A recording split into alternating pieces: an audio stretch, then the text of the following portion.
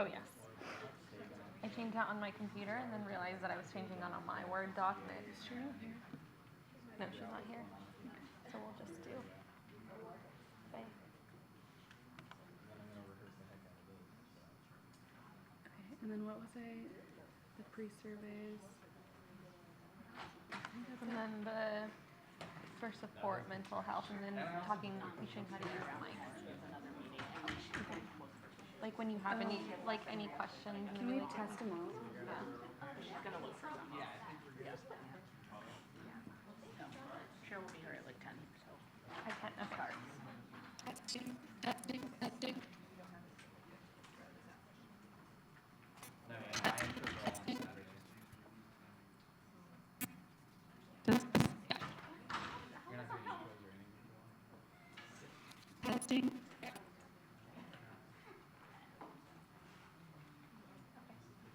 Should we do it? Yeah. Wait for her. Are you going to put, why don't you put this one on?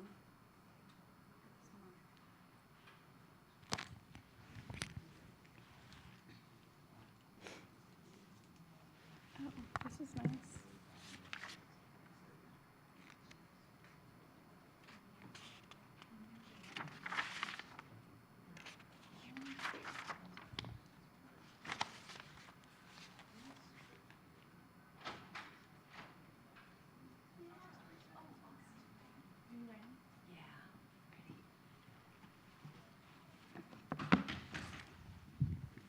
Welcome, everybody. I think we're going to get started, if everyone's ready. Yeah? Okay. Welcome back. Yeah, welcome to the Human Trafficking Symposium. I want to thank everyone for being here on the second day of the symposium. A lot of planning has gone into this over the past year, and we're really excited to have you here to learn more about human trafficking.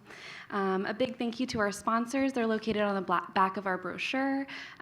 Big thank you to speakers who have traveled to be here.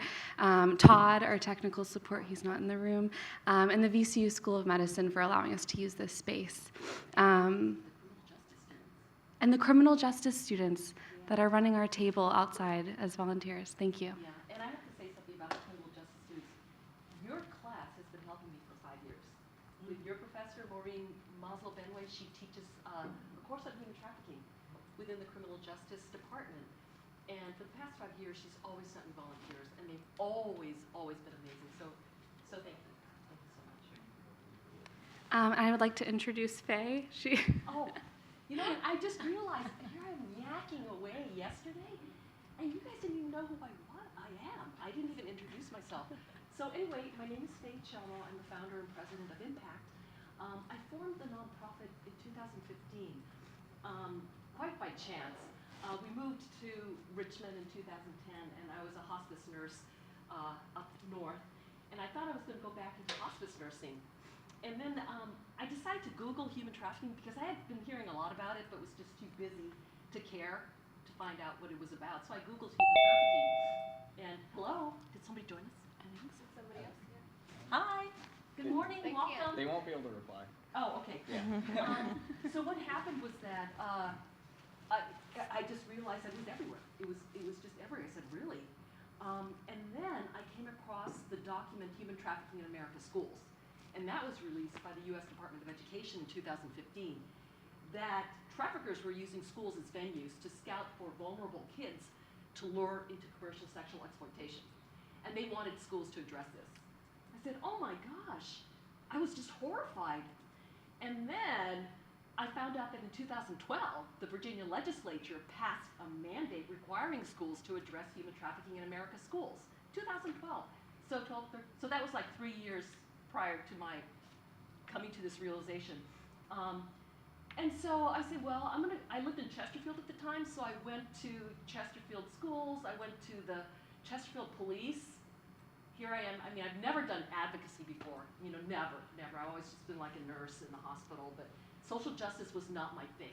But for some reason, I just had to follow my heart. So I went over to the cops, and they were just not, I think they were just kind of belittling. Like, I felt like I was being treated like a stay-at-home mom with nothing better to do. And this one cop, he actually one of the top guys. He even got this blank sheet of paper and kind of waved it in front of my face and said, we really don't have stats. We really don't have that. We don't think it's happening in Chesterfield. And so, so I just kind of smiled. And then when I turned around, I said, I'm coming back, Hey, nobody treats me this way, right? You can't just blow me off. So anyway, so I started trying to spread awareness in the schools, and there was just such a resistance to teaching about this, such a resistance. So I formed my nonprofit. I said, well, if schools don't want to teach, I'm going to teach. So I've been hosting symposiums. I launched a youth summit at Capital One a year and a half ago, and that was well attended. So basically, I'm taking the bull by the horns. My partnership with the VCU School of Medicine happened in 2018. Brought in an amazing speaker from California, Dr. Ron Chambers, and he basically blew a physician out. Dr. Fidelma Rigby came up to me and said, I got to do something. And I knew that was my golden ticket to getting much further than I was, because I needed a physician champion, because nobody was going to listen to me. And for some reason, the physicians have the credibility to move social justice issues forward. And so we established the human trafficking curriculum, human trafficking elective within the School of Medicine curriculum, and this symposium is now part of the human trafficking elective that the medical students and I do. Okay. So thank you to my wonderful 6 medical students who made this all happen. So does anybody have any questions about? Yeah. So that's me. Thank you, Faye, for sharing your story. So some housekeeping announcements. The surveys did everyone get a survey before you came, or if you came yesterday? Okay. Fill that out, and then we'll have you just return it at the end of your last lecture. So if you're staying with us till Saturday, turn it in on Saturday. If you're only here today, turn it in when you leave.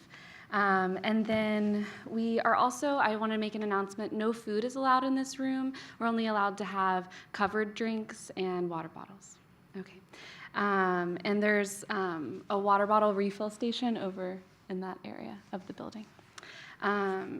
We validate parking if anyone parked in the visitor lot. We have stickers to give you. And a little note about how the symposium is kind of organized is this lecture is given every single day.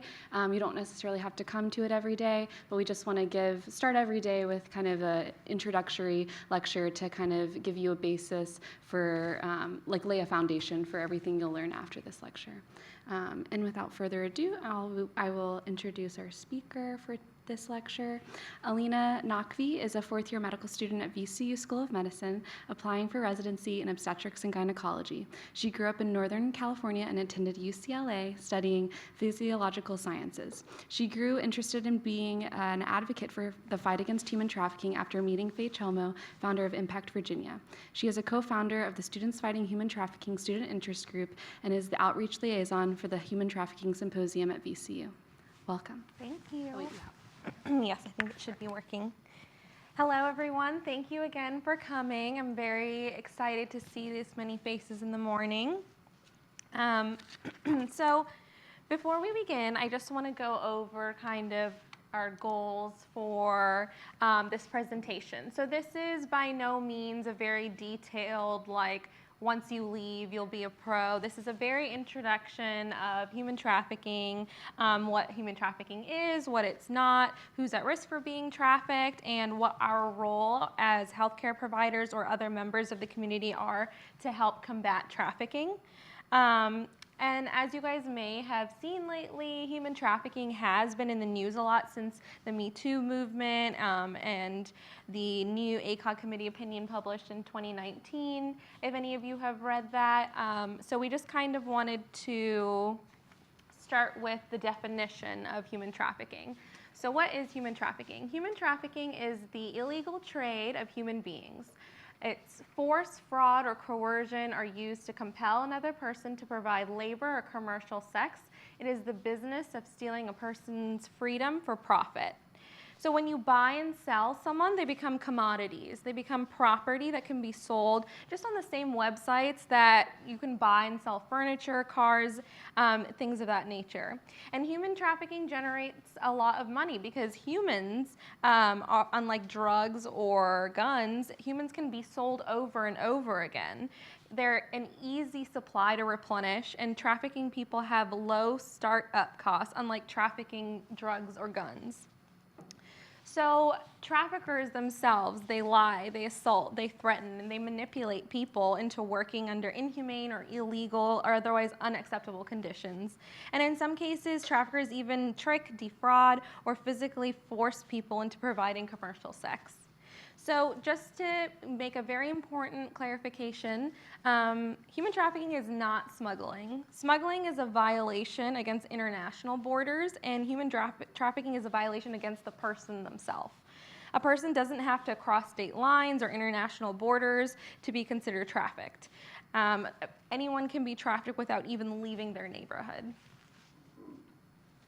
So Polaris is a wonderful organization, and the aim of Polaris is to serve survivors of human trafficking through a 24/7 national human trafficking hotline, which I promise by the end of this lecture you guys will have memorized. And they coordinate with several referring partners nationwide. They also collect data and release statistics about human trafficking in the United States to capture the extent of the problem. So as we can see on the map, human trafficking is everywhere. There's hotspots all across the country in all 50 states. And just going over some of the statistics, in 2018, there were about 28,000 phone calls, over 5,000 texts, around 2,000 emails. And then if you go to the kind of graphic in the bottom, we see that there's a 25% jump in the cases of human trafficking from 2017. 23,000 survivors identified, around 11,000 human trafficking cases. So these numbers are high. And I think it's also important to know that human trafficking is happening to both U.S. citizens and foreign nationals. And the scope of the problem is not limited to what most people commonly believe is just the young female. It's happening to men, women, children, and then all different backgrounds, including trans, LGBTQ, but it is predominantly affecting women and girls. Just some other Polaris statistics that we found interesting is that there's actually no official estimate of the number of human trafficking cases in the United States, but it's estimated in the hundreds of thousands. There's no way to accurately tell how many people are being trafficked because not everyone is being reported. There's more than 49,000 total cases of human trafficking that have been reported to the hotline, and the hotline receives on average 150 calls a day. In 2016, the International Labor Organization estimated there were 40.3 million who are being trafficked globally, and amongst these, 81% of them are trapped in forced labor, 25% of them are girls, and 75% of them are children, and 75% of them are women and girls, excuse me. So there are a lot of myths going around, whether you hear it from other people or the media, about human trafficking, and I think that it's really important to debunk those myths. So in 2016, the U.S. Department of State estimated there were about 14,500 to 17,500 foreign nationals that were trafficked throughout the U.S. per year. However, in 2008, through 2012, data from this time from the National Human Traffic Resource Center revealed that 41% of the sex trafficking cases and 20% of the labor trafficking cases are U.S. citizens being trafficked domestically. And then in 2018, there was a study that showed that the top 3 countries of origin of federally identified or trafficked individuals were in the United States, Mexico, and the Philippines. So the United States, it's a very, very prevalent problem. And it's, so this is the 2018 Federal Human Trafficking Report. So just looking through these different kind of models where these figures are from, it's a little alarming. People are being sold predominantly on the internet and seemingly as easy as I mentioned, selling furniture, used clothes, or cars.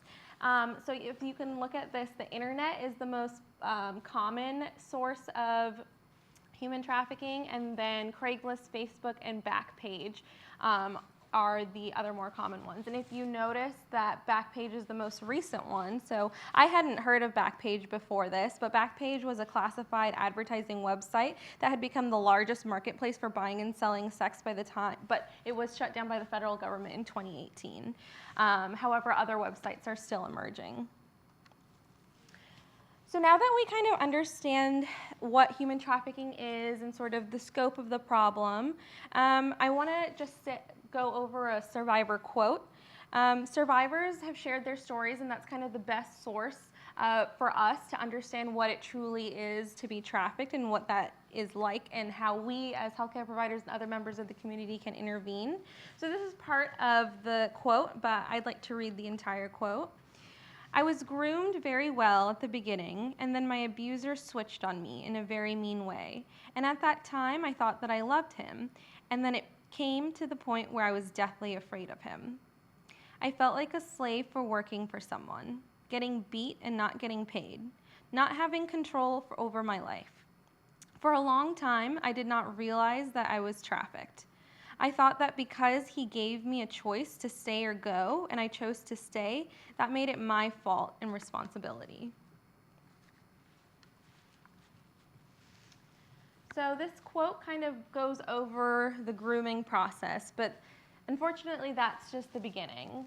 Some of the common promises traffickers use to lure vulnerable people into trafficking, they promise things like love, a sense of belonging, a sense of family. They make false promises of money and fame, promises of having a solid job or paying for their education, freedom, the American dream, finances to help the family, or just a better life or more promising future. So once that trust is gained, the switch is totally flipped.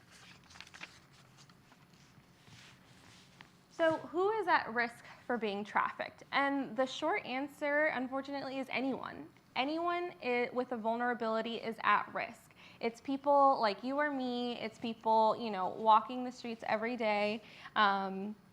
It's people who you least expect it to be. But these vulnerabilities that I mentioned, that human trafficking is all about exploiting those vulnerabilities, it can include age. So the younger the person, the easier it is for traffickers to manipulate and control this person. Low self-esteem, the need for kind of the feeling like you need to belong somewhere, or the need for acceptance. History of being abused or neglected, or a history of child abuse is a vulnerability. People who have been affected by poverty, war, or homelessness. People who have a history with the Child Protective Services or history of foster care.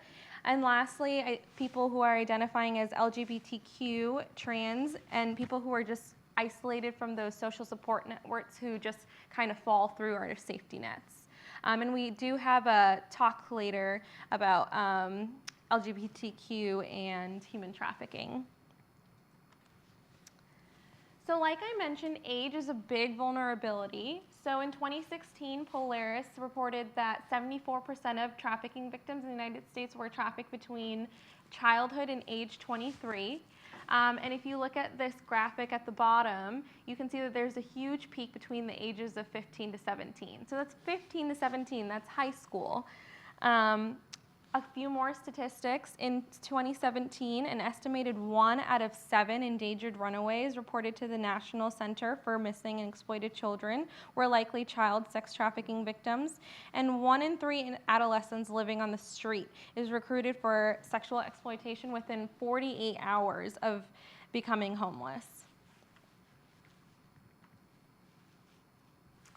So according to federal law, a little bit more about child sex trafficking, any minor introduced into commercial sex industry are human trafficking victims regardless of force, fraud, or coercion present. There's no exceptions. There's no such thing as a child prostitute. There's no such thing as a minor who is, to make meets ends, selling her body, selling work. That's automatically human trafficking. So It's important to know that anyone who has sex with a minor who is trying to meet their needs, and we call this survival sex, is committing the crime of sex trafficking. The minor is the victim of the crime. The criminality actually lies within the buyer themselves. So just kind of throwing around some of these words, I think it's important also to go over some definitions. So the term commercial sex act, that is the giving or receiving of anything of value, money, drugs, shelter, food, or clothes, to any person in exchange for a sex act. Force, fraud, or coercion doesn't need to be present, like I mentioned, for a minor to be considered a victim of human trafficking. Also, it's important to know that sex trafficking is not prostitution or sex work. In sex trafficking, a commercial sexual sexual exploitation, there are elements of force, fraud, or coercion again, and the person cannot leave that situation safely or freely. So this is true for both adults and minors. And people being sex trafficked are prostituted people, not prostitutes or sex workers. So we talked a lot about sex trafficking, but I think that it's important to also say that there are other types of trafficking, like labor trafficking. So sex trafficking typically gets more of the attention from law enforcement, federal prosecutors, and the media, so it makes it kind of seem like it's the only one present in the United States, but labor trafficking is just as prevalent, if not more so, than sex trafficking. Those people who are labor trafficked could be in the numbers of the hundreds of thousands. There are many experts who think that more people are being labor trafficked into the country than being sex trafficked. So just this quote from Amy Fleischhauer. In general, there's so much more attention paid to sex trafficking of minors. That's where the media coverage is, and that's where the law enforcement dollars are focused. Labor trafficking is mostly an afterthought, if a thought at all. Lena, I just have to add a thought to this. Sure. There's a misconception that a lot of labor trafficked victims are undocumented. The Urban Institute did a study on hundreds of labor trafficking victims, and they found that the majority of them had legal work visas. Mm-hmm. Okay, they were hired by legitimate companies here in the United States, but then when they get here, your documents are taken away and the switch is flipped. And also Polaris did a study on 800 of their labor trafficking victims, and the same thing. A lot of them here were on legal work visas. Okay, so it's not all, undocumented people, not at all. Thank you, Faye. Sorry, what is Polaris? So Polaris is a national organization that has the hotline for the human trafficking hotline, and that they collect the data, and then they also coordinate with local kind of referral units in the community. And just to kind of touch back on what Faye was talking about with the many people of human trafficking, labor trafficking specifically, both with legal and without legal status, they're trapped in these situations because their traffickers have taken away their passports, threatening to call federal immigration enforcement or have them be forced into debt as well. So now that we kind of know the definition of human trafficking, the scope of the problem, who's at risk, what's our role as healthcare providers, law enforcement, those types of things. So specifically as healthcare providers, for those of you who are healthcare providers among us, we are among the top 4 of the field who are likely to encounter a survivor without their trafficker present. So along with us, there's also law enforcement, school staff, and clergy. And this definitely makes us, I think, uniquely positioned to help these patients act as a safety net. So another of the areas that I mentioned were schools. So this is another place where a worker may encounter a survivor without their trafficker. So Prince William County Public Schools were the first school district to put out prevention education into the curriculum. What they did was they piloted a 90-minute education curriculum in the 9th grade, and we can look at the outcomes in this table. So this is data over the 4 years. to the left, you can see that the number of students coming forward after the lesson, and then the percent of students coming forward who are sexually assaulted, grooms, or victims of trafficking. So you can see year by year, it's roughly increasing, 100 in 2013, 79 in 2014, 2015, 123, and 2016, 212. So this is actually the only district in the state that provides their own kind of wraparound services for the identified students, but these numbers are high.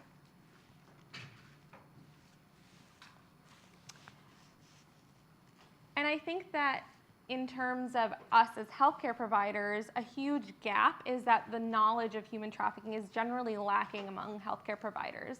A recent study showed that 63% reported that they had never received training on how to identify sex trafficking survivors. So one of the greatest barriers between how to effectively provide care and establish trust with survivors of human trafficking is time. Creating this time to build rapport and establish a trust in a busy clinical setting is difficult. But I think if we think of it a little bit differently, like practitioners always make time for the acutely injured, the youth who arrives injured unannounced in the emergency department, for the acute sexual assault, and for the actively suicidal child. No matter how busy we are in these types of settings, time is made for these situations in which danger is present and a child's well-being is in jeopardy. I think that this commitment by the medical profession needs to be extended to children for sex trafficking as well. These children are truly in danger, and they're at a great risk for future harm in the absence of any intervention, and they're in need of attention. So just like people are making time for these emergency surgeries, we really need to make time for the at-risk youth as well. This is another study that was published in June of this year in the sex trafficking victims at their junction with the healthcare setting. It was a mixed methods inquiry. So 88% of survivors reported seeing a medical provider within a year prior to their identification as a person who was trafficked. And most presented to emergency departments, about 63%, but a significant portion also presented in the outpatient setting, about 35%. And most commonly, medical treatment was not sought out just for getting away for their trafficker or seeking help in that. It was more so for treatments of STIs, and that was about 81% of the people. And human trafficking survivors, they self-reported the main barriers of why they're not disclosing this information is that most of them feel ashamed. And some of them feel a lack of inquiry into the trafficking status from healthcare providers. No one is asking. But I think that the healthcare setting, it provides a very unique opportunity to identify these survivors of sex trafficking. But it's important that we have these interventions that are trauma-informed and patient-centered in place. So human trafficking is a hidden crime. Unless you're looking for it, you're not going to find it. It's happening everywhere, and it's even happening in Richmond. So Bon Secours, the forensic nursing services in Richmond, was nice enough to send us their data from the past 2 years. And I'd just like to share it with you guys. So in 2018, 28 patients were identified. 25 of those were by law enforcement and 3 by a clinician. All were hotel-based, all were female, all were sex trafficking. There were 2 minors, 26 adults, and all of them were US citizens. In 2019, 26 patients were identified, 23 by law enforcement, 3 by a clinician, all hotel-based, all female, all sex trafficking. 5 were minors, 19 adults, and all were US citizens. Human trafficking can look like many different things. It can look at like domestic violence, it can look like intimate partner violence, and we're lucky enough to have some experts here on that today. It can hide behind the offenses like running away or skipping school. It can be like violating curfew, look like trespassing, disorderly conduct, any of these things. It can look like a labor dispute. It can look like kidnapping. It can look like false imprisonment, theft, robbery, assault and battery, drug addiction. It can look like prostitution and pornography. The different faces of human trafficking are immense. And we had a great presentation yesterday on the debunking myths of human trafficking. So if you weren't able to make that, we hopefully will have it recorded. So I definitely recommend watching that. But a quick kind of touch on Hollywood and how it depicts human trafficking. It kind of depicts traffickers to be these shadowy, creepy people who go about randomly abducting people. The beautiful girl who gets kidnapped on her, trip to Europe. In reality, this isn't the case. Human trafficking is not always a snatch and grab. For the most part, it's not even about stranger danger. Mostly, the trafficker is someone who either the person is very close to or someone they just met. So don't look for people like the movie Taken, because in that case, you're definitely going to miss some of the red flags. And a big thing is that patients may not even know that they're victims of a crime. Many people who, later down the line realized that they were being trafficked didn't even know that phrase. They hadn't even heard of the word human trafficking. Other reasons that survivors may not know what's happening to them as a crime is because they have a disability. They might be too young to understand what's happening to them. They might think that their trafficker loves them and is their boyfriend or girlfriend. A member of the audience yesterday brought up a good point that Stockholm Syndrome is kind of like that, or what's kind of more known as the trauma bond, is definitely something that affects many survivors of human trafficking. They believe that it's kind of an acceptable lifestyle choice, especially in a family-controlled human trafficking environment. Some may believe that it's a better lifestyle than they had left behind before, and they may be feeling like they deserve that treatment. So many experts have said that when they meet human trafficking survivors, they said that they had no idea they were being trafficked until they read it in an article, saw it on a news, or someone had mentioned it. So the key take-home point is don't rely on your patients to self-report this. We have to ask the right questions. We have to be vigilant. We have to take this opportunity and view it as a moment to help those who are seeking help, not to tell them to necessarily leave their traffickers, but to empower them. Oh, let me just, sorry, I just want to make this really quick. Can you use the mic? Oh, sure, yeah. I just want to make something very clear here. Our role as healthcare providers, we don't rescue, okay? We don't save, okay? That's the job of law enforcement over there. Prosecution, protection, put the bad guys in jail, get the victims to testify and all that. Okay, that's not our role. That's not our job. Our job is to treat the injury, find out what happened, where did that injury come from, know the red flags, and then prevent that injury from happening again. And it's not trying to get a disclosure. You're not trying to get disclosure. Okay, that's not your job. Your job is to empower the patient, give them resources, give them options so that they know what their choices are, because they know it's best for themselves, okay? Because if they disclose and that trafficker is on the cell phone listening, that person can get killed, okay? You gotta be really careful because, victims can have that cell phone on, okay? So what you do is that you just don't go in and you start questioning, you start screening. So that's not our role, is not to seek disclosure, okay? It's to empower the patient. It's a strength-based approach. They have a lot of resiliency. They are smart. The fact that they're still alive and they're sitting in front of you says a lot about them, okay? Does anybody want to add to that? Because I feel that there are a lot of healthcare people who feel like they just want to save these people. Okay. Wrong approach. I do have a question from earlier when you were giving statistics for Bon and you said they were in a hotel setting. So in my mind, was there like that says like there was a raid of a seedy hotel somewhere on Jeff Davis? Like what does that mean?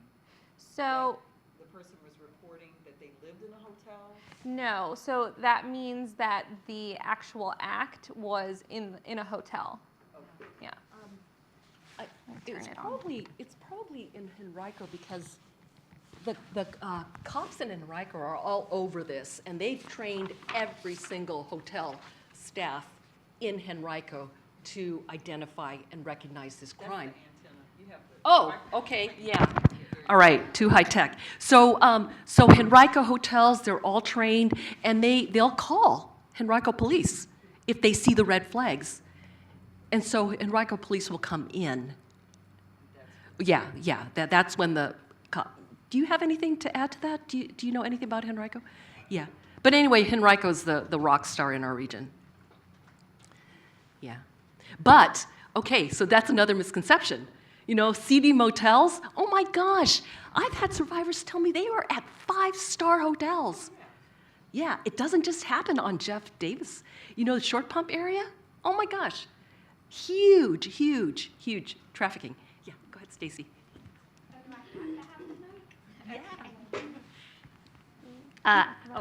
This is Stacy. She's an MPH student, and she helps us with our research. And this is Julie here. Julie, she's also helping us with our research, MPH. I just wanted to add to your point about hotels really quickly. I saw a presentation given by a Henrico detective who said that doing surveillance of Henrico hotels, he actually only notes of one hotel in Henrico County that has not been implemented in a human trafficking case. Oh my gosh. So just to show how widespread this is. Yeah. Wow. Any other questions? Comments? Oh, I'll just hang on to this. We really appreciate the comments from everyone who's attending. I really feel like it adds a lot to our talk, so anyone's welcome. So just to summarize and build off of what Faye was saying, the aim of these visits with healthcare providers, again, is not to rescue these people. It's to build rapport. It's to educate. It's to give them the tools to be able to lead successfully if they want to, with their own reserve, empowering them, giving them hope, telling them that, you know, this is not their only choice. Sometimes no one has told them that ever before, giving them their own voice. And we'll kind of go over some of the strategies for that. So a common question asked is, why don't victims just leave? Why don't they just run away? And there's multiple reasons. On the trafficker side, we kind of went over a few of them, but just to go into a little bit more detail, traffickers can make physical threats against the trafficked individual and to their families. They can pose as a loved one to gain an initial trust and then completely flip. They can take away their passports, other essential documentation. As in other cases of abuse, it becomes very difficult to come forward and to escape trafficking once involved in an abusive relationship. And people being trafficked also often experience self-blame and shame that prevent them from seeking help. Traffickers manipulate and they reinforce these feelings. And isolation and kind of an internalized propaganda often make the survivors have this sense of distrust for law enforcement and other authorities. And then on kind of like to summarize the victim side, again, feelings of shame, fear for their life, fear for their family, believes that they have lost values and worth. A quote from a survivor is that I think is very moving is, "My trafficker used to say that if I left him or went back to another pimp, he would send a videotape of me to my dad. He would videotape me in a hotel without me knowing with a John. And if I didn't do what he wanted, he would put it on Facebook or share it with everyone I loved." So these types of manipulation and threats are very, very commonly used tactics in kind of manipulation with the traffickers. So another kind of going into the methods, so force. What is force? It's the exertion of physical power or force to prohibit certain behaviors. So it typically involves the use of drugs or confinement, even physical restraint, torture practices, depriving necessities like food and sleep. slapping, choking, burning, beating, scalding with hot water. And as a result of this, patients may suffer from chronic medical conditions. They can suffer from anxiety, from psychosomatic syndromes, from eating disorders, personality disorders, depression, coping substance abuse, and then suicide attempts. And it's important to mention this and hear this over and over because these are common reasons that they might be presenting to you, to a mental health office, to your PCP. And many show signs of the physical trauma, such as bite marks, cuts, bruises, signs of strangulation, chronic pain, muscle tension, fibromyalgia, bone fractures. There can be reproductive health consequences like vaginal, peritoneal, and rectal injuries as well, menstrual pain and irregularities, miscarriages, STIs, and another big one is multiple unplanned pregnancies. So fraud is deception. So fraud looks like someone luring someone under false premise, someone who's tricking someone into a situation.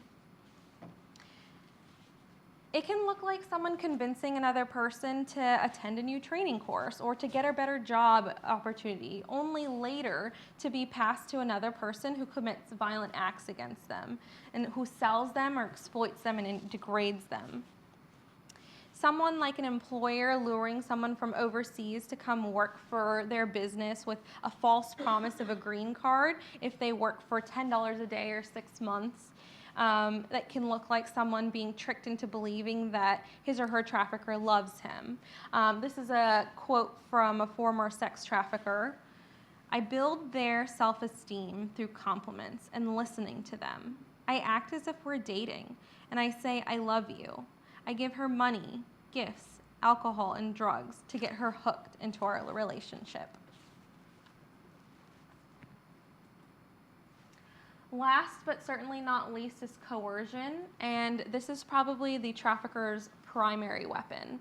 So this method is extremely critical to the trafficker's success because this type does not leave any physical scars. So these are things like extortion, blackmail, use of addiction to manipulate or compel someone to engage in commercial sex labor or labor activities or threats. There's a high level of fear and continuing suffering from these methods for the trafficker, and this is how they're gaining total control. They're extremely, extremely effective at establishing these trauma bonds that we mentioned before. And this is also why it's very, very common to see that traffickers leave and come back to their trafficker even after escaping. A survivor will return to his or her trafficker an average of 7 times before finally deciding to leave her trafficker for good. Some kind of common examples of coercion quotes. "I'm going to show these photos to your pastor and your parents if you don't do as I say. I'm going to find your brother. I know where his bus stop is. I'm going to tell your family what type of work you're really doing. I'm going to call immigration authorities and complain if you complain again."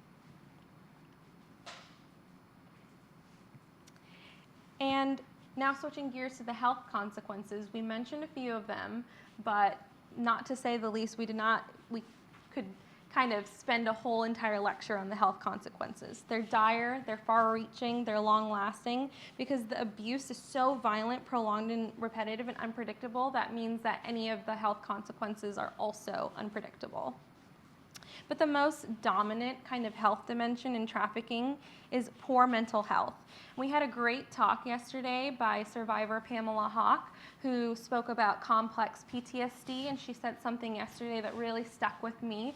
She said that complex PTSD is different than normal PTSD in that if you get in a car accident per se, maybe the next time you get into a car, you have that kind of anxiety, that feeling of something's going to happen again. You have that PTSD that could last maybe 6 months, it could last a year. Going through therapy could be really beneficial, but with complex PTSD through something like sex trafficking, you have years and years and years of trauma, of mistrust, of abuse. So complex PTSD, mental health, these things are not just long-lasting, but they could be for someone's entire life.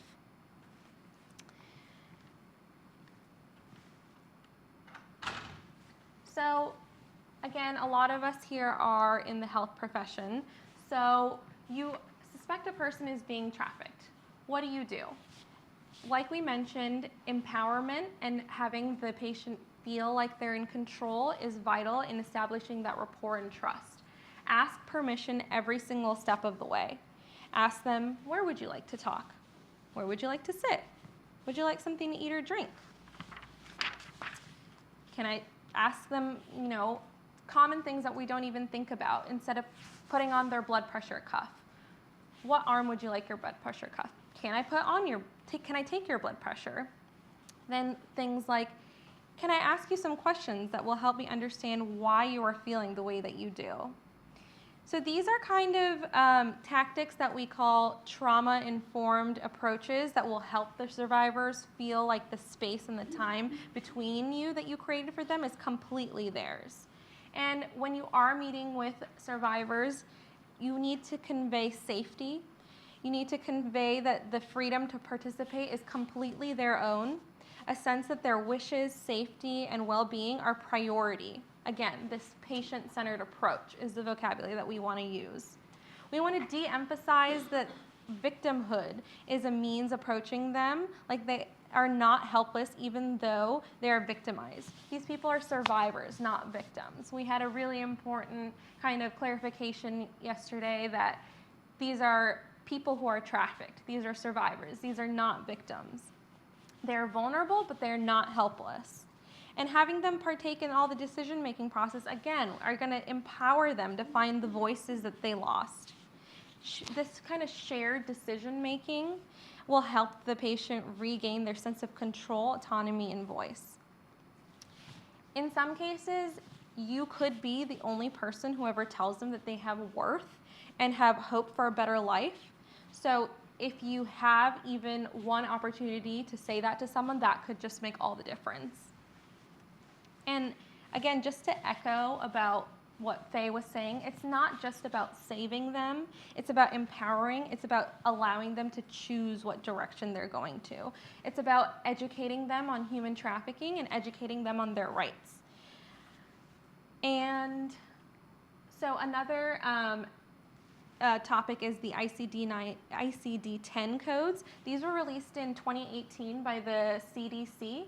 And this is a coding system that enables entities like the National Center for Health Statistics and the CDC to kind of bring together data directly from the populations and kind of have an accurate count, an accurate kind of idea of where this is happening to best kind of approach this. Okay, so I promised everyone that we would memorize the National Human Trafficking Resource Center hotline number. So it's pretty easy to remember. You always remember the 888 because that's always the first digits of a toll-free number, but it's 3737-888. So everyone out loud, 3737-8888. Yeah. This is, excuse me. Oh, go ahead. This is a 24-hour hotline. They have 200 translators. You can call just for information, okay? Your suspicion, you could be wrong. You may be seeing a trafficking situation and you're not sure, but you know what? Call anyway, because you're not supposed to be right. You're supposed to be phoning in your suspicions, and then they will dispatch trained officers to investigate that situation. And a person could be saved because of your call. So even if you're not sure, you call, okay? But they're excellent. They'd love to talk to you anytime. Yeah, okay. Agreed. If you see something, say something, even if you have just a tiny hint, it's not gonna hurt. Law enforcement cannot arrest our way out of human trafficking. Everyone has to do their part. And again, if all we can do out of this whole entire, all we take out of this is just being able to kind of identify or even have an idea, that's more than enough, because there are wonderful people who can connect us with the proper resources to kind of be experts in handling these situations. So even if you don't know exactly what to do, as long as you know who to call, that is all we can ask for.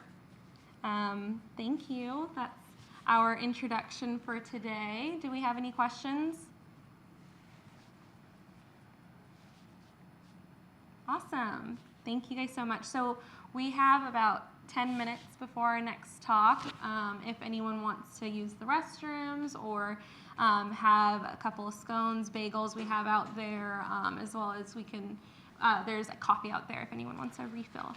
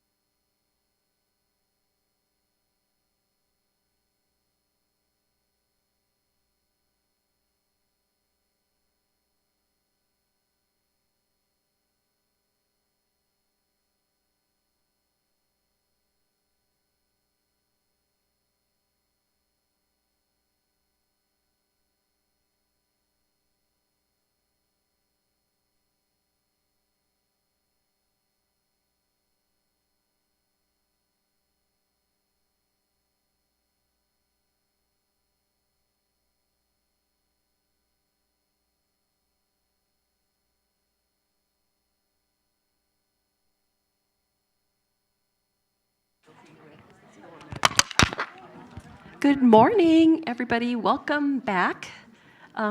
Who's back here for the second day? Who was here yesterday? Yay, yay, yay, yay. Awesome, awesome. Okay, we'd like to, let me just turn this over to Cheryl. You want to do it? Cheryl, yeah. Oh, okay. Hi, Cheryl Bottomer. I'm one of the nurse educators here on faculty in School of Medicine. I'd like to welcome you this morning. And as I stood up yesterday, and they reminded me I hadn't been introduced, so I wanted to introduce myself. But we wanted to let you know that we so appreciate you coming. And this information, it's very emotionally charged. And if you have any need to reach out and need some support, that there's many of us here that are nursing, social work, mental health, and Faye or myself, if you like to reach out to us because you feel you need some support to get through the day, we're here for you. So we hope that you will do that, okay? All right, thanks.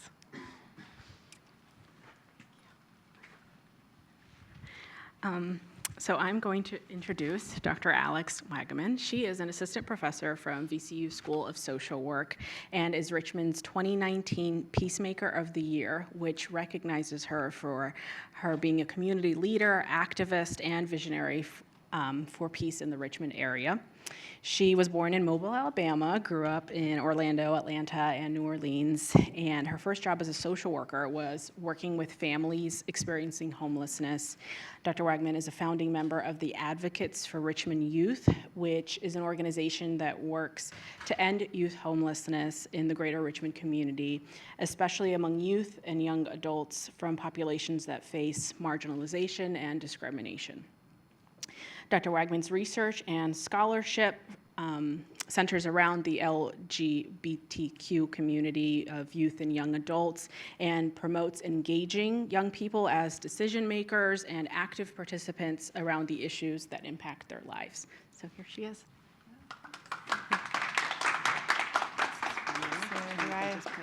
Should I just clip here? Okay. Can everybody hear me? Yes? Is that okay? Yeah, thank you. Okay. Good morning, everyone. This is a little awkward space, so I'm going to keep moving because I like to look at the folks that I'm talking with. And I'm grateful to see all of you here. I know we don't have a whole lot of time, and so I've been trying to think about how best to kind of frame and shape the time specifically around the chapter that is the point of discussion for this session. And I want to say just quickly that my work is really was centered very much around LGBTQ youth and young adults for many, many years and still is. And then when I moved here to Richmond, I started asking around in community, where are LGBTQ young people being served? Where are they showing up? What's going on with them? I had moved here from Phoenix, Arizona, where I was doing work there.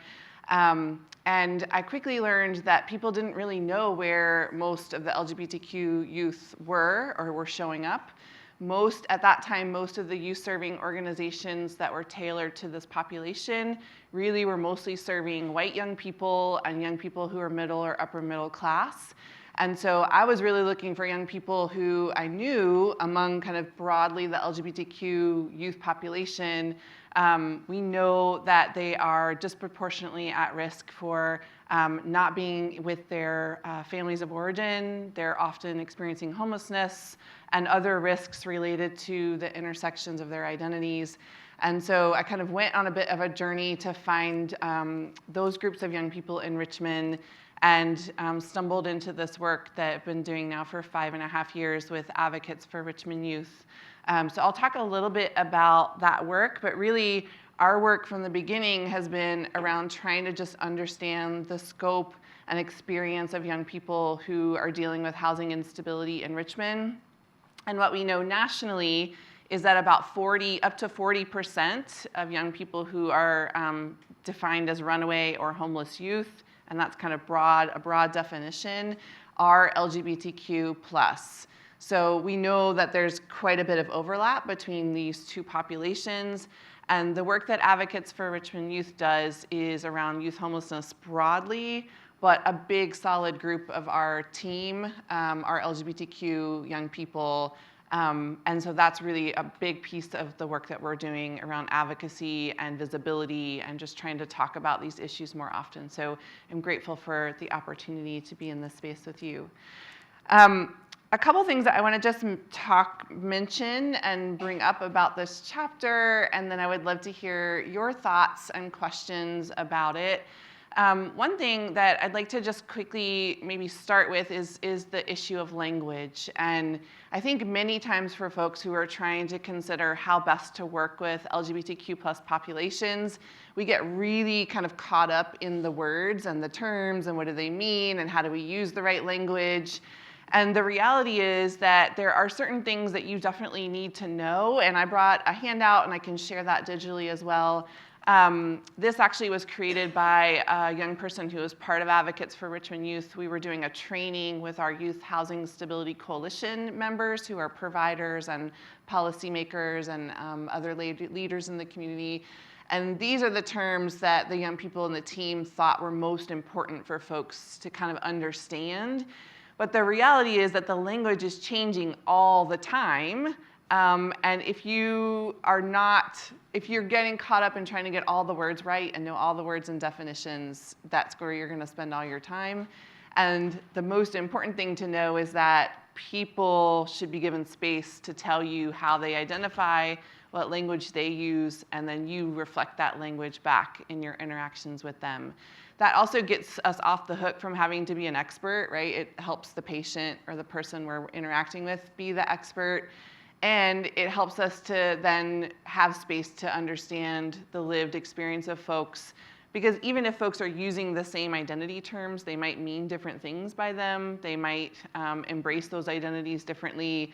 Even the word queer that is used in this chapter, as you probably hopefully know, is fairly controversial. Some folks use that as a very political identity. Some folks use that as an identity because they don't fit in the other categories that exist.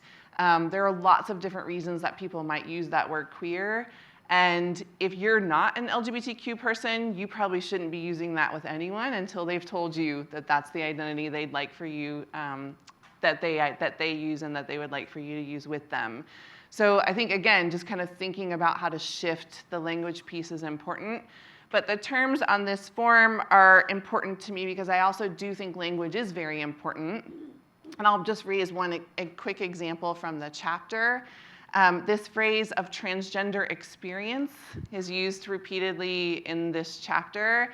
And I'll tell you that probably most trans folks, most transgender folks, would just prefer that their identity be named as I am transgender. You don't say I'm of woman experience or I'm of man experience. So just thinking about like if you were gonna replace that, just like you wouldn't say I'm mailed or I'm femaled, right? You don't say I'm transgendered. So just thinking about language and what it means, how it reflects the way that you view that person's identity and their personhood, their humanity, is important to consider.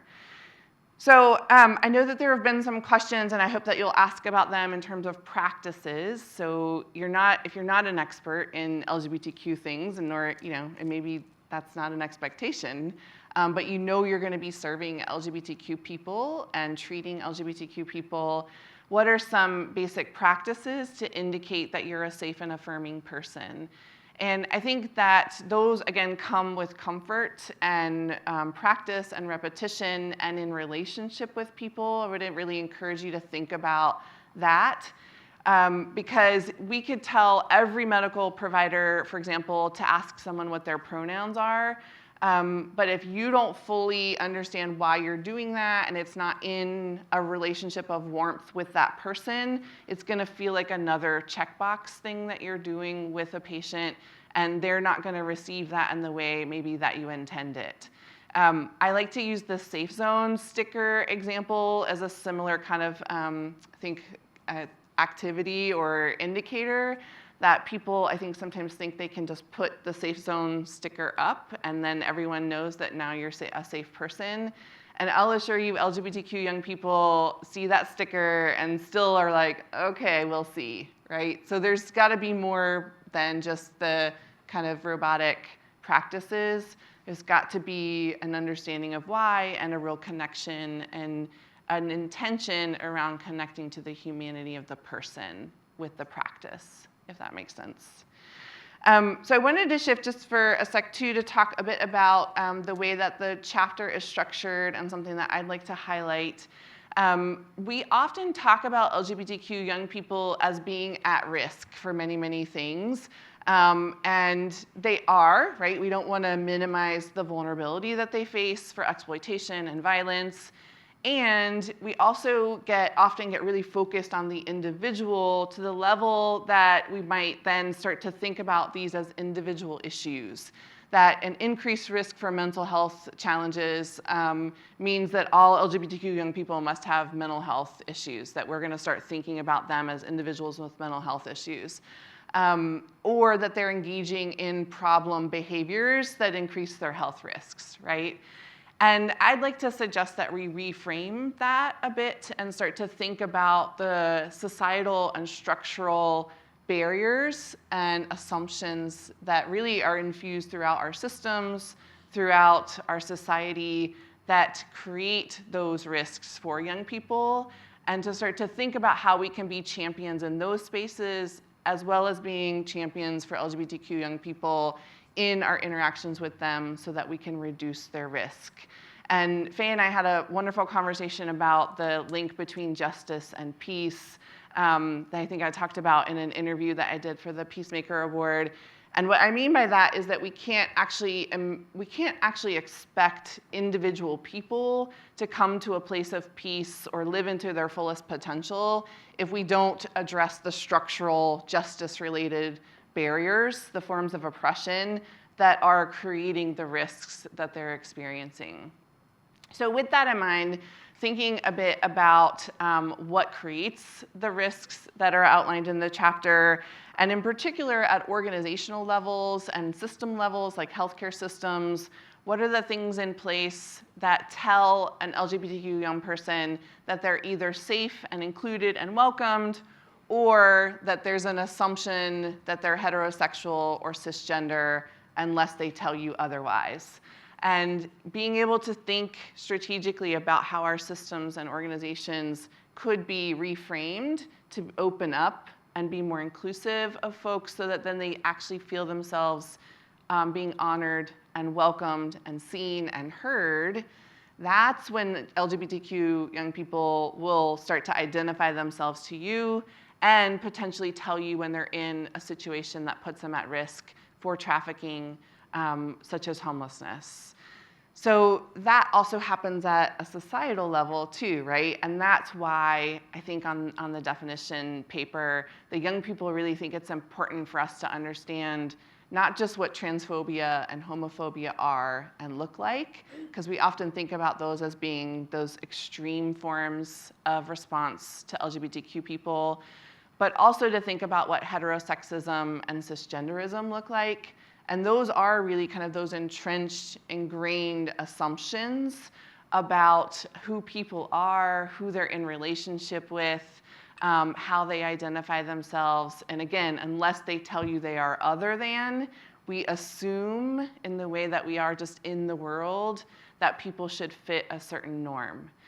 It's also why I don't like the word gender nonconforming, because then right there, the norm is, it tells you there's a norm, and they don't fit it, just in the language, right? People are starting to talk about using language like gender expansive instead of gender nonconforming. Think about, again, for whatever makes sense for you, but again, think about the ways that even in our language, sometimes we reinforce these societal expectations and heterosexism and cisgenderism. So those structural shifts need to happen, and that's where Advocates for Richmond Youth, as a team, we've been really trying to work around doing research. We're a participatory action research team, We do research that all the young people who are part of the team are young people with lived experiences of homelessness. And homelessness and housing instability, as I'm sure you know, are pipelines right into trafficking for many, many young people. As the chapter outlines, it creates lots of opportunity for people who wanted to exploit young people to do so. And so if we're thinking about just visibility around housing instability and homelessness, the research that we've been doing has helped us quite a bit with that and getting more people to understand this issue and to identify it and start to ask questions that also aren't so closed off and thinking about only young people who are in shelters or on the streets. We need to open up our definitions of housing instability and homelessness and understand that many, many young people are sleeping on couches with people who don't have their best interest at heart. So again, thinking kind of broadly about that has been part of our work and our research. And most recently, we've been trying to move into the policy realm because what we've seen that even in a service provision context, we can get people on board and develop systems and services and programs. But if we don't have the policies in place that then protect young people and start to dismantle some of the systemic issues that are entrenching their experience, we won't ever be able to address this issue. So a couple of things that hopefully you know, and if you don't, I encourage you to look up. We are currently in the 2020 General Assembly session, and we have, for the first time, an opportunity. We've actually seen some LGBTQ-specific bills moving out of committee for the first time in history in Virginia, particularly in the House, that would provide protections for LGBTQ people in housing and employment. Really huge and important, and I think if people aren't part of the community or don't have intimate relationships with people who are LGBTQ, you may not recognize that people are at risk for losing their housing or their employment.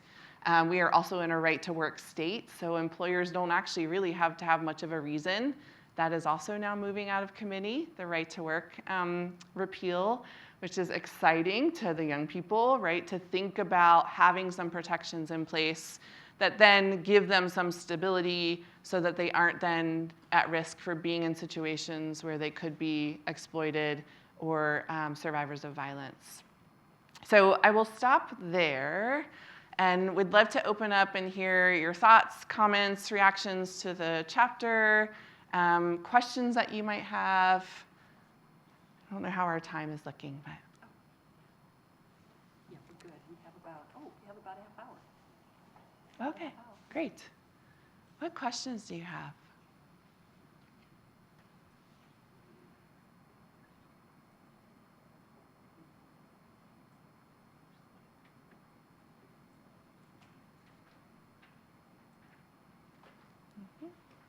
So I have a question as a medical student, hopefully in the very near future, a medical provider.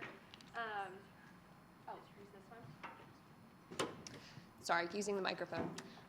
You mentioned that it's not enough to have these stickers or to sort of make a point of simply asking what pronouns are. How do you create that environment that makes someone feel more comfortable to discuss issues that they might not otherwise be comfortable doing so? Yeah, thank you for the question. I'm going to back up a little bit so I can see everybody. So I don't want to suggest that the indicators aren't important at a level. I think they're not enough on their own, but visual indicators do at least give young people a sense, LGBTQ young people a sense that you've thought about it, that you are thinking about it, that you recognize that you might be serving LGBTQ folks, and that you are aware that this might be an important thing for them to see. I think it's also important to consider both what they see and what they don't see. So those are things to think about. I've had LGBTQ young people tell me that expressions of faith, sometimes whether or not your faith is anti-LGBTQ, if they've had a negative experience with a church or have been put out of a church or a house of worship because of their identities, if they see an expression of faith, sometimes that can cause them to be hesitant. So that's something just to think about, right? It doesn't mean that you should change your beliefs necessarily or change what you do, but thinking about those indicators is important. I think the training piece is really crucial, and most of us believe that you should be doing training ongoing, that this is not like a one and done kind of training. And that's true for most kind of issues related to inclusion, is that you need to think about ongoing training and thinking about who is designing and delivering that training. If you're specifically looking at LGBTQ young people, there is a whole set of identities and cultures that are unique and even sometimes geographically specific. We've been doing some research recently, even across the US and into Canada, and have found like hundreds of sexual orientations and gender identities when we have an open-ended option. So young people are creating identities and terms and labels and language all the time. They're really quite brilliant in that way and are resisting these kind of societal pressures. That might look really different for adults if you're serving LGBTQ adults. And same with like the word queer, right? Like it might be different depending on age and geography and history. So being able to be in space where you have trainings that are done and can have some discussion about that with folks so that you feel like you know some of those nuances and can see the changes over time, I think is important. I think that also positioning yourself in a place of vulnerability is important. And one of the things about pronouns I'll just mention is that often folks are told to ask the person that they're serving or treating for their pronouns, but they don't position themselves with their own pronouns or even say like what pronouns are. So being able to kind of start with yourself and think about how do you position yourself in a way that lets that person know that they could mirror that if they want or need to. And not everybody will need or want to, but it also is great practice. In homeless services, we hear from providers that people actually get frustrated when they are asked for their pronouns. But what we found is that over time, like if you build that as a pattern and you tell people what they are, they know what they are. Plenty of cisgender heterosexual folks who are part of our team now immediately go into name pronouns. It's like not even a thing, but it just takes someone to kind of set that as a norm and then practice it. And you could do that with your patients, you could do that with your colleagues, you could put it on your business cards or on your email signature line or whatever communications that you're using. So those, I think, are things that are important. And then at the structural level, there are certainly things that you can look at in terms of forms. So I'm a patient here at VCU Medical. I'm queer. I get asked, like even when I went to my OBGYN this last time, there was some good changes in questions about my own identity, but then the changes didn't happen when it asked about my partner or spouse. And I was like, okay, well, that was good, y'all, but now like let's keep, making sure the whole form, right, is inclusive and affirming. So just, again, thinking about who is helping with some of those things, all those points of contact are important, because then it made me think about, for example, in that interaction with my provider, how do I talk about my spouse? Am I empowered to say your form wasn't good? And then when the questions get asked, how comfortable am I to answer them honestly if my spouse's identity wasn't actually fully honored in the form? Does that make sense? So all these points of interaction are important. And when we're thinking about trans youth specifically, and I know that there are certainly some folks who are doing provision here on this campus and for trans youth and children in particular. But I think many people have gotten training around binary identities, transgender identities. Folks who are like old school language would be like people who are transitioning from male to female, female to male. But what we haven't done really well is around non-binary identities and those more gender expansive identities, how to think differently, because we're in a very binary way of thinking about people and gender, and that gets reflected pretty heavily in medical spaces. So how might we open that up? And that requires some time and attention, probably some expertise from someone who understands those identities well. So those are all things that I think could be really helpful in creating a space. Yeah. In regards to, so I want to go into OB, so I was interested in what you were saying about you went to your OB and you felt like some of the questions were good and some of the questions were missing. I was kind of wondering both, like what were the good inclusive questions and what did you feel like your provider needed to know more of and they didn't ask? Yeah, I mean, I think that in terms of identity specific, and then when we translate that into sex, because certainly medical providers are asking about sexual behaviors, right? Then if we get locked into like sex and there's two genders, right? We need to be able to open up those questions. And that means not just about, I'm asking your gender of your partner, and both in an inclusive way, right? But then that's got to translate into other things too. It's got to be inclusive broadly. Okay, yeah.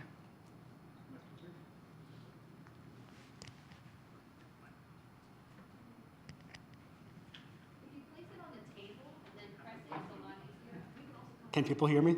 Okay. Oh, yeah. Perfect. Wow, that's fun. I'm trying to work on pronouns. Would you introduce yourself to me and show me how to do it? Yeah, sure. Hi, my name is Alex. I use she, her, hers pronouns. A pronoun is just a word that people use to refer to you or to a person when they're not using their name. It could be like she, her, he, him, they, them, ze, them. What pronouns do you use? I'm Jeffrey. I go by he, him. Great. Thank you. Yeah. And I mess up all the time. So we have young people who are in our team and in our work using pronouns that I'm not used to using. I had to practice a lot with they, them. I still practice, but I've gotten a lot better with it. But I did practice with people. And then I also created space as a cisgender person. I tried to create space for people who I work with to practice with me so that they wouldn't keep messing up with the young people. And so we would actually practice together. I've had folks tell me, like, go practice with your pet, go practice with your plants. Practice, like it takes time to reprogram, especially when you're using something that you were really ingrained not to use as a singular, right?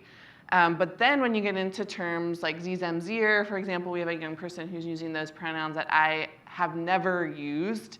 I can do the sie, them, but then getting to so I just have to practice. I'm just trying to find spaces to practice and not practice on that young person, right? I'm practicing so that when I go into interaction with them, I can do it correctly and not make a big deal when we mess up. That's the thing that young people will tell you over and over.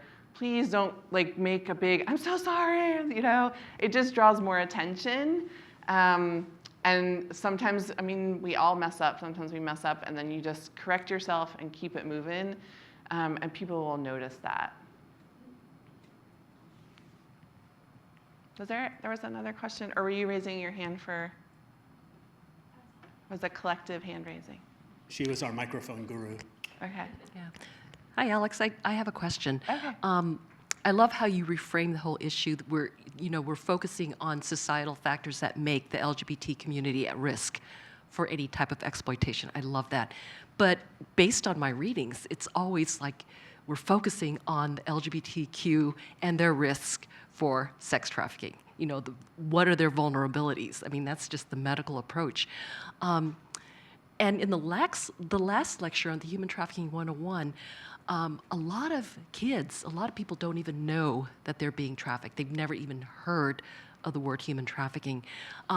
Based on your experience with the LGBT community, is there any awareness about human trafficking within the community that you work with? In my experience, really our awareness came from the coalition building that you were a part of and other folks at the national level. There's certainly conversations about trafficking and youth experiencing homelessness. But I will say, and I think this came up in the chapter, there's a real admonishment in the chapter to use the term sex work or survival sex. And I think those things also get real complicated. We need to think about our language and also using language that's accessible to people. And we've been struggling with this a little bit even in homeless services, how might we screen for a young person? What language would we use to help try to think about, are they in a trafficking situation? And also to do that in a way that doesn't take away their agency, because as soon as young people, especially LGBTQ young people who've been told, you're not old enough to know what you really are, you don't get to make all these choices, young people get this anyway, and then when you're LGBTQ, you're often being told, kind of either directly or indirectly, that you're too young to really know if you're LGBT or if you're trans, right? And so they often, if they're feeling like their agency is being taken away even more, they will resist and they will move away. And so I think there's a fine line of really thinking about what language are young people using, how do you engage them with the language that they're using, and start to understand what's actually happening, and doing it in a way that's led by the youth. Yes. And that can be really hard when you don't have multiple interactions or a whole lot of time with a young person. I mean, it's why I think as a social worker, it's great to have social workers in hospitals and healthcare settings, because we can do that work, that like over time work, and you all can do the warm handoff. But I think that it creates a sense of tension, and trafficking, that term is not really being used a whole lot.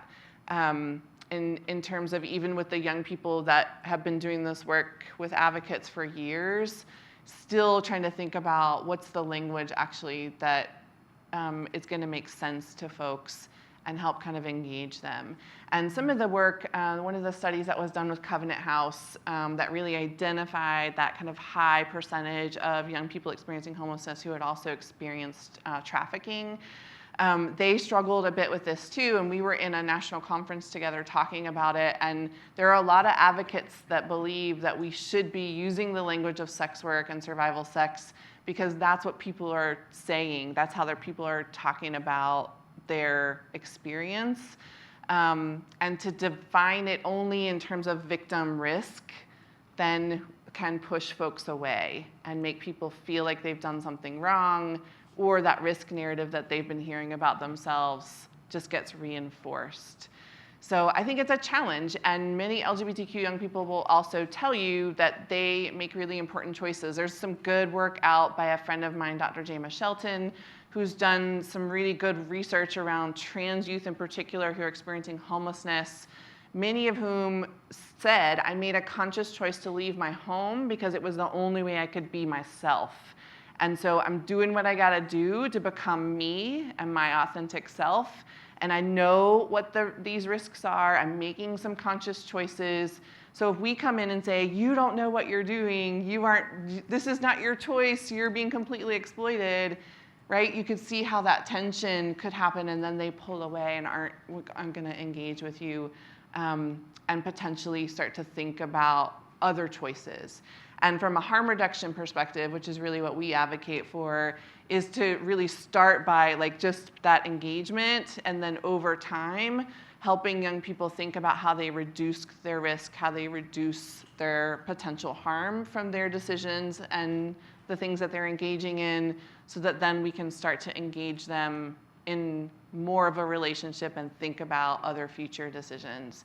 I have no doubt, and I'm not at all suggesting that young people under 18 are not being exploited and trafficked. And when we talk about youth homelessness nationally, folks talk about like mostly 13 to 25, so that also gets sticky, right? Definitely under 18s. I think obviously the law says, right, that no matter what, you're being trafficked. And if I'm 16 or 17, I've been taking care of myself for 3 years, I'm innocent, right? So you could see where then the agency might feel like you're telling me, I don't know what I'm doing, I have no control over what's happening to me, thank you very much, I'm not coming back. And that's what we hear often from the young people who are right under 18. Those are the young people I'm most worried about in Richmond right now, because we don't have services for them, we're not engaging them very well, and we're telling them that essentially they can't exist in Virginia according to state law, which is why we're doing policy work now. According to Virginia state law, you can't exist under 18 if you're not in the custody of a parent or guardian or the state. So you're engaging in illegal activity in the state of Virginia if you are not in the custody of child welfare or with a parent or guardian, or someone that your parent or guardian has said you can stay with. So those are that's that group that I worry most about. That was a windy road to answer your question. Thank you for asking. Could you talk about stating limits of confidentiality right at the very beginning when you're meeting or you're going to talk to a youth before you ask sensitive questions? How important that is to do your limits of confidentiality, and how would you say it? How would you say it in a nice way, and give them the choice not to answer questions? It's up to them. They don't want to answer questions, that's fine. Yeah, I mean, I think that goes back to that agency, the point about agency, and also creating a space where you're affirming folks. So for sure, being clear about, and according to state law, like knowing what you have to share with a parent or guardian for folks under 18 if they disclose. Most young people don't know that. And so they know the things that might get Child Protective Services involved. They're pretty aware of some of the things that are going to put them at risk. I think most young people are not going to tell you things that are going to put themselves at risk. So for sure, stating ahead of time, and even with that kind of statement of confidentiality, I think just being aware that most young people are going to be protecting themselves. We talked to the ER here a couple of years ago, and we were talking about how do you even ask a young person who comes into the ER if they're experiencing homelessness, and they had tried asking this in like multiple different ways, and the young people are not, like, the way that they can dance around questions and give you what you need to know to move on to the next question, they are really brilliant, and they're going to figure out how to keep themselves safe. And so I think, for sure, setting up that context, creating a space where they know that you're going to try your best to be affirming and supportive and help protect them under the law. And what those limits are is really important, particularly with the engagement of Child Protective Services. And I'll say, in particular for LGBTQ young people, and again, going back to policy, this is why we're moving in this realm.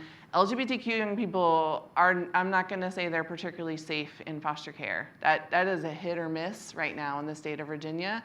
There are not good protections. We worked with the state of Virginia to develop a set of guidelines, but we are locally administered. We have a state child welfare system, but then the localities really have control. So the state can give them guidance and suggestions about how to operate, but they have very little control in kind of mandating how the localities operate. And so even when we did the guidance around supporting and serving transgender young people who are in care, the localities were like, okay, thanks, but they don't have to actually do what we've suggested. And so for LGBTQ young people in particular, they're very hyper aware and sensitive to anything that might get them connected to Child Protective Services.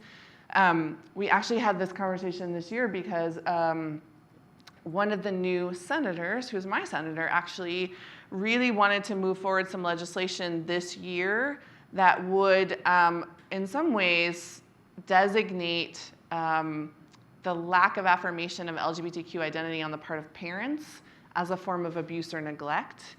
And it was a really interesting process because there were a number of stakeholders who were looking at that and thinking, well, that could be good, right? Like, we want parents to understand that this is not okay behavior.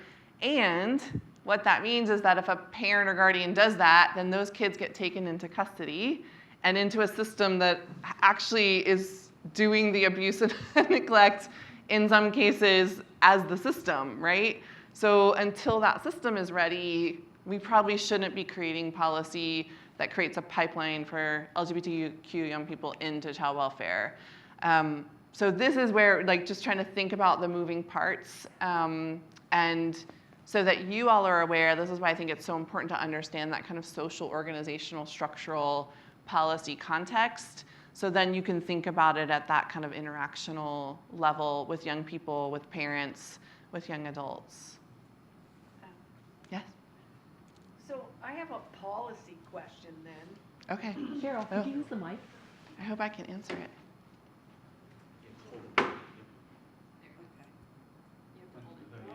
Keep holding. Can you hear me? Can you hear me? Not the lights, the battery's dead. Hello? So my policy question then is, has there been discussions pursuant to that suggestion of that particular piece of legislation that would maybe talk about resources and services for parents who are dealing with this issue? Because really, that's the crux of it. It's not like just ripping the child out of the home, like you said, because it may be a worse place for the child to go or Right. the young person to go.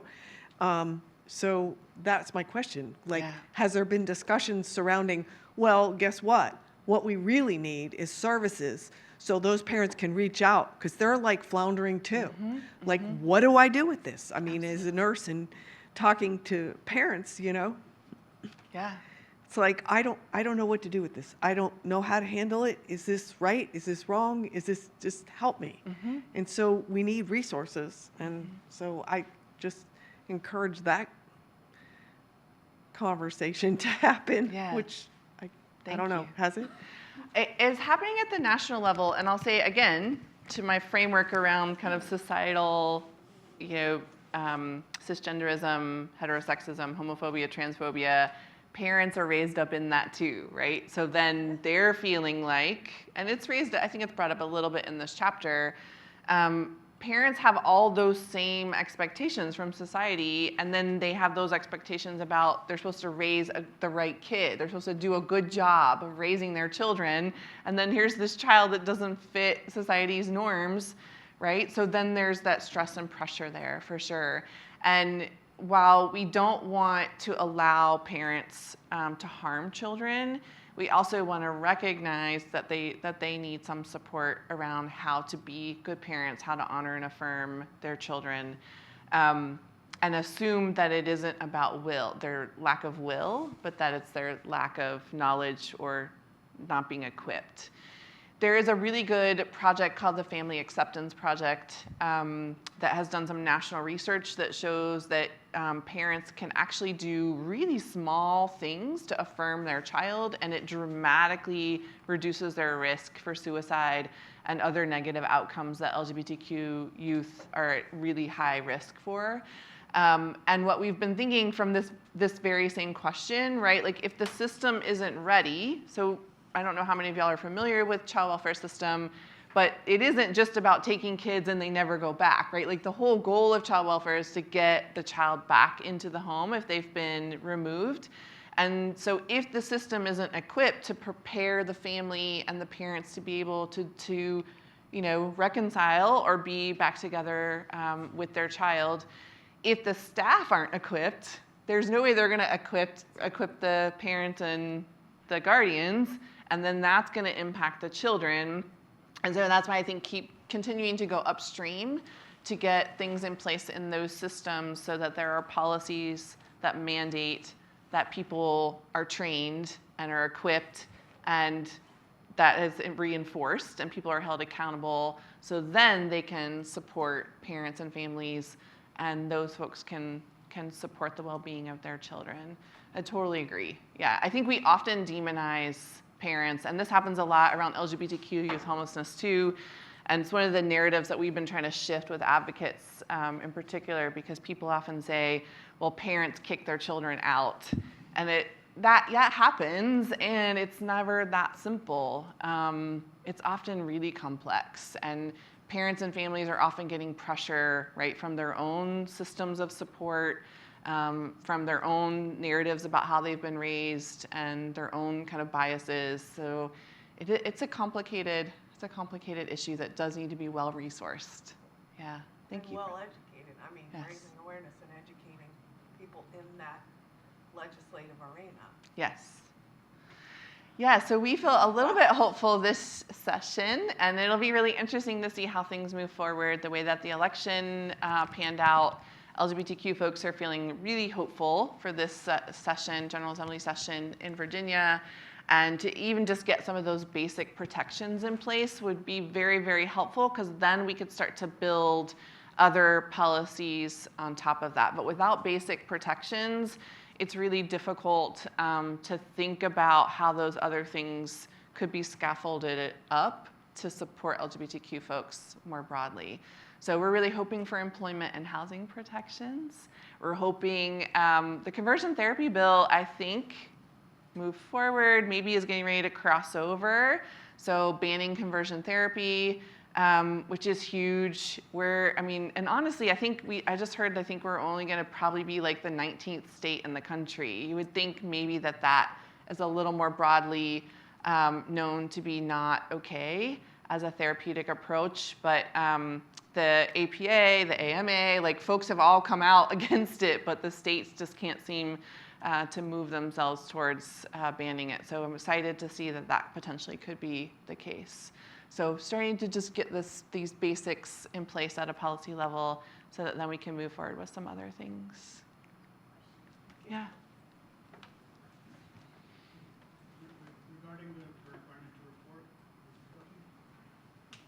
Regarding the requirement to report, could you give some specific examples, please, of the words and questions you might use with an at-risk youth? Around the confidentiality? Yeah, I mean, as a social worker, I always talk to folks about, like, all right, if we're gonna have this, we're gonna have a conversation, I'm gonna ask you some questions about X, Y, Z.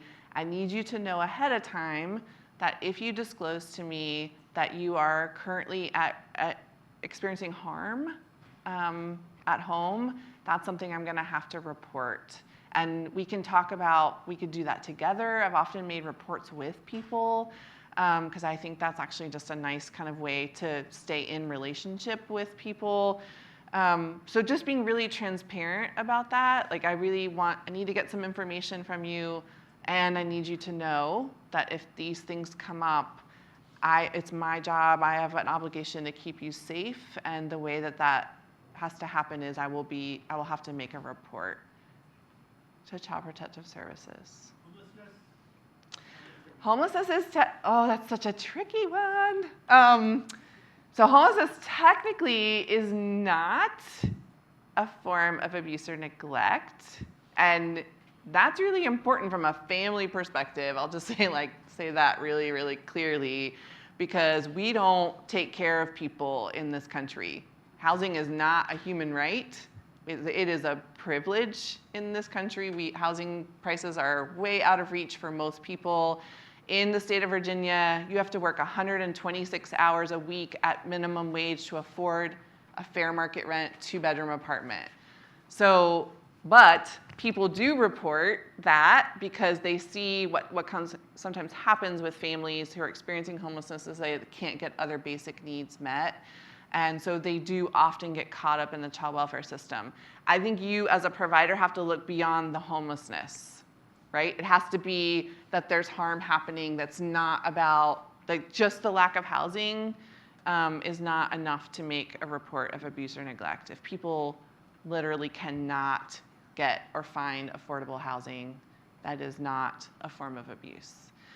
With a young person under the age of 18, this is super tricky. So Side by Side, which is the local LGBTQ youth serving organization, and they do work in Petersburg and are expanding to other areas.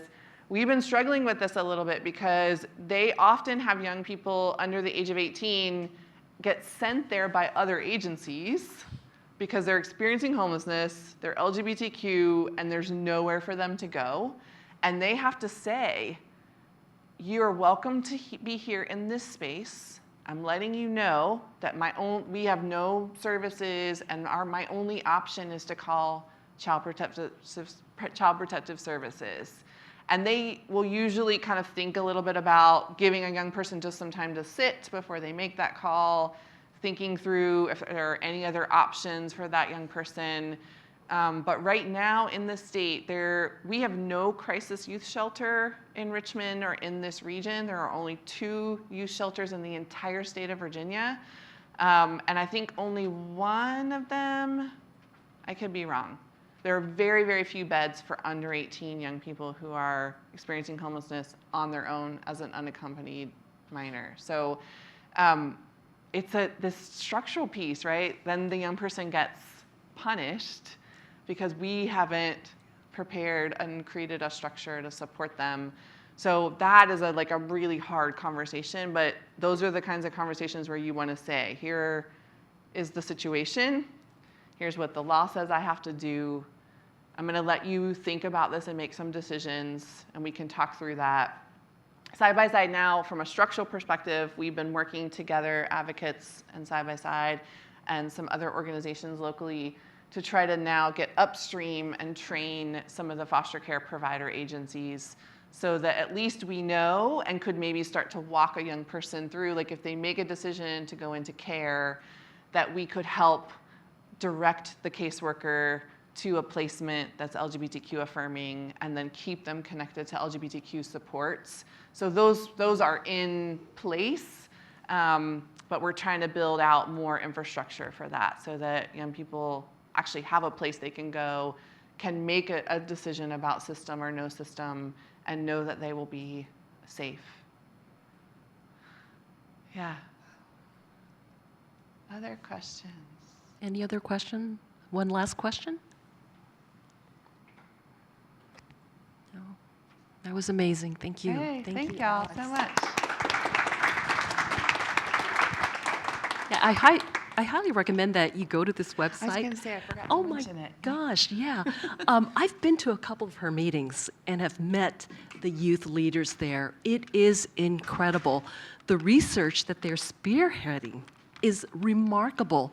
So is the public open to your meetings, or could they? To the coalition meetings, Yeah, yeah. coalition Folks meetings, can join the Youth Housing Stability Coalition. And then on our website under our impact are a couple of our research reports. We've done 4 research studies now. Our study that we're working on right now is on permanent connections, which is a whole kind of piece of kind of the holistic approach to ending youth homelessness, that young people need a network of support that doesn't leave them when they leave a service. And so our team is doing a study on what are permanent connections, how do you develop healthy permanent connections for young people. And on this front page, we'll have our policy agenda up really soon. We're actually working on that this weekend. But there's also this, in our Voices is our most recent project that we did a qualitative research study on the complexity and diversity of experience of young people in Richmond who've experienced homelessness. And the young people took their analysis and wrote audio stories. So the audio stories are from the transcripts and their own experiences and poetry and other things that they put together. They recorded them and then they embedded them in GPS coordinates in Richmond. And a lot of them are actually on VCU's campus. A lot of young people blend in on campus. So we have a lot of young people experiencing homelessness who are just kind of on VCU's campus because it's safe, they can get Wi-Fi, they don't really get harassed by police too much. So anyway, you can take this tour if you're interested and just listen to the audio stories and see some of the places that are significant to them.